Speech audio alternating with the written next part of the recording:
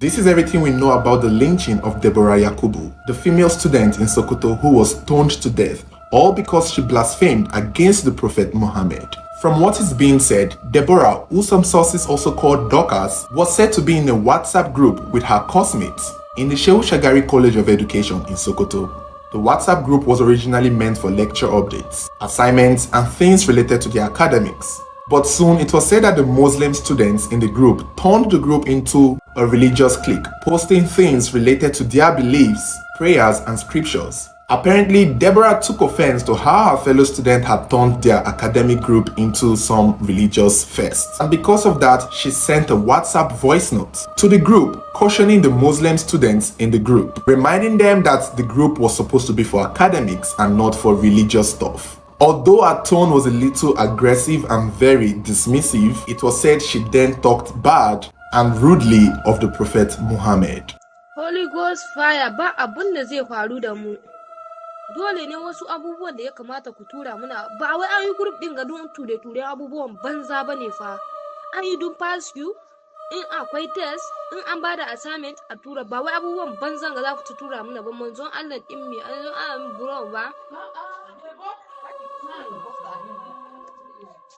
A particular student even replied her with another voice note telling her that she actually just blasphemed. It's unclear if she apologized or it's unclear if she admitted to have done anything wrong. However, it was the voice note she sent to the group that began to circulate amongst Muslim students in the community, as well as in the school too. Just like that, more students got to hear the voice note and more students became agitated.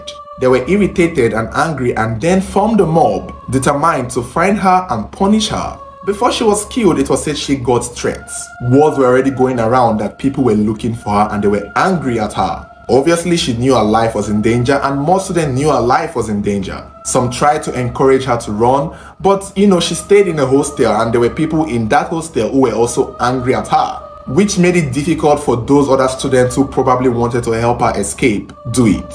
Some sources claimed that the angry mob came into her hostel and dragged her out before killing her.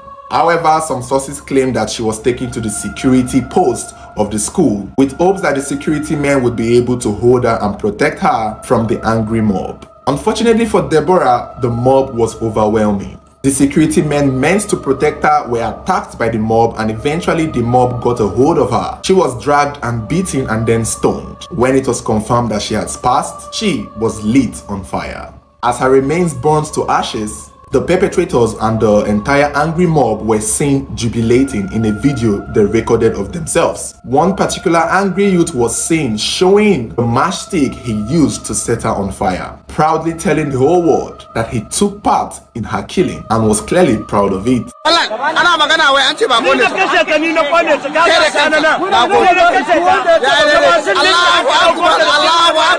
The entire world is shocked at the killing of this young woman. Many people have condemned the actions of these extremists, as they call them, including a lot of Muslims themselves. A lot of people are calling for justice for Deborah, and there is currently a manhunt for some of the killers of Deborah Yakubu, especially the ones seen in the video jubilating and bragging about their role in her killing. So do you guys think these killers will be caught and brought to book? Because this is my thoughts. If you have been following my channel for a while, you will know that this is not the first extremist case we're talking about. It's not even the second. This is most likely the third or fourth. We have talked about the killing of Christiana Oluwasesin and that of Bridget Agbaime, two women who were killed by Islam extremists in the north, whose justice has not been served for them up to this day, despite the fact that their killers were caught and apprehended. So with these stories and with these instances in mind, I kind of feel that this might be what would play here. A lot of extremists who kill other people in the name of blasphemy tend not to be punished by the lawmakers or those in charge of punishing murderers. So even if these killers or even if these boys were caught and arrested, there is a likelihood that they would be released and set to go free before justice is even served. Even if they are caught and taken to court, what are the chances that they will be found guilty and sentenced? Well, let's just hope this particular case would be different. Let's just hope that her story changed the narrative And hopefully those who are in charge of serving justice would hold the killers responsible if caught. But let me know what you guys think. Do you think that she would ever get the justice that she deserves? Or would she just join the long line of women who have been killed by Islamist extremists that are yet to get justice? Let me know your thoughts.